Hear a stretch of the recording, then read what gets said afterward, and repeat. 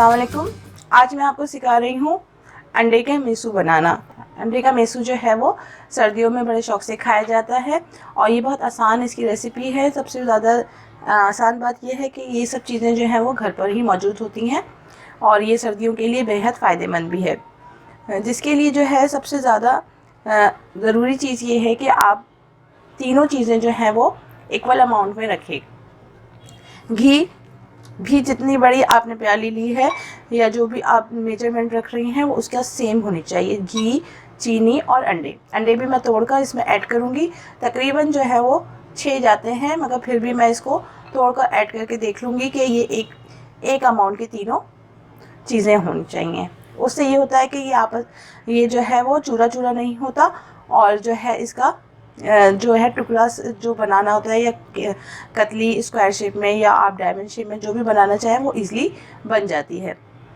इसमें मैं इलायची और ज़ाफ़रान, इलायची के दाने जो हैं वो मैं इसको बारीक पीस लूँगी और ज़ाफ़रान मैंने 2 से 3 लिए हैं ताकि इससे इसकी अच्छी खुशबू हो जाती है।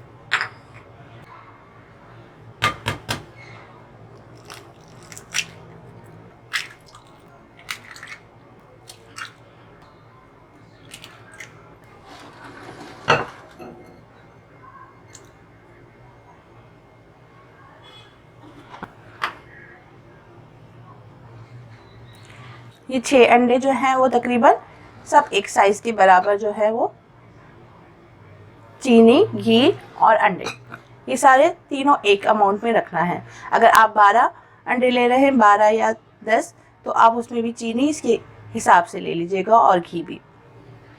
अब जिस कढ़ाई में आप बना रहे हैं आप उसमें अंडे और चीनी को फेंट लें। अभी मैंने इसको चूल्हे में नहीं चढ़ाया है।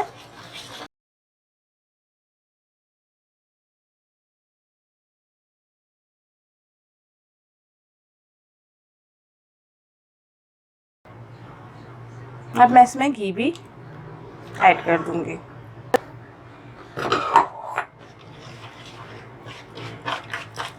इसमें कोई ज़रूरत नहीं है कि पहले आप घी को गरम करें या कुछ भी। आप ये सब चीज़ें एक साथ जो है डालकर अच्छे तरीके से मिक्स कर लें और अब इसको मैं चूल्हे पे चढ़ा दूंगी।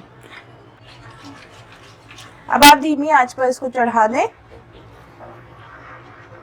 तेज़ आंच में नहीं करना, धीमी आंच रखनी है और उसको मुसलसल इस तरीके से आपको उसको चलाना है। इसको सिर्फ भूनने में ज़्यादा टाइम लगता है, बाकी ये बहुत आसान इसकी रेसिपी है। आप इसको अच्छी तरीके से हिलाते रहें वरना ये मोटा हो जाता है, मोटा मोटा, फिर वो उसके अंदर वो बात नहीं आती। इसको धीमी आंच करके आप मुसलसल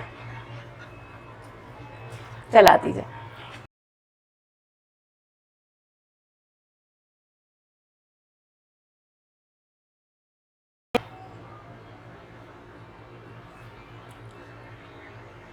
अब इसके अंदर मैं इलायची और ज़ाफ़रान भी, इलायची के दाने जो हैं वो मैंने बारीक पीस लिए हैं और इसकी आंच जो है वो मैंने बिल्कुल धीमी रखी हुई है। अब मैं इसको इसी तरह चलाती जाऊंगी और ये गाढ़ा होके पक जाएगा। जब ये ब्राउन होने लगेगा, घी छोड़ जाएगा, फिर मैं इसको ट्रे में डाल के निकाल लूँगी। अगर आप चाहें तो इसमें बादाम पिस्ते भी ऐड कर सकते हैं। अब ये 10 मिनट हो गए हैं तकरीबन और ये मैंने बिल्कुल धीमी आंच पे जो है रख के इसको मुसलसल चलाती रही हूँ और इस तरीके से फिर मैं इसको पका रही हूँ। देखिए ये अब गाढ़ा होना शुरू हो, इसलिए कि इसको अगर आप तेज़ आंच में पकाएंगे तो ये नीचे से जलना शुरू हो जाता है और दूसरी बात ये कि ये जो है जिस तरीके से सूजी के जैसा लग रहा है वैसा नहीं लगेगा। तेज़ आंच में फिर वो मोटे मोटे इसके पीसेस से बन जाते हैं। बिल्कुल धीमी आंच रख के फिर आप इसको आहिस्ता आहिस्ता चलाएं। अब ये गाढ़ा हो गया है तो मैं थोड़ी सी इसकी आंच तेज़ कर दूँगी।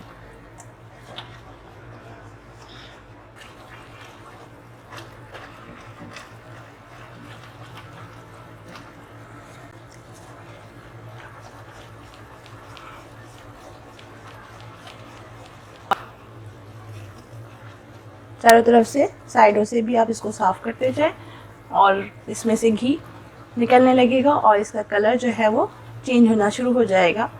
तो मैं इसमें थोड़े से बादाम और पिस्ता भी ऐड करूँगी।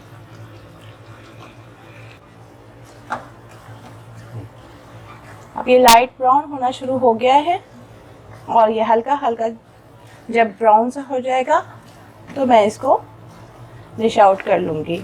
अभी इसमें टाइम है, बस इसको मुसलसल मैं भूनती जा रही हूँ और मैंने इसकी आंच जो है वो मीडियम ही रखी हुई है।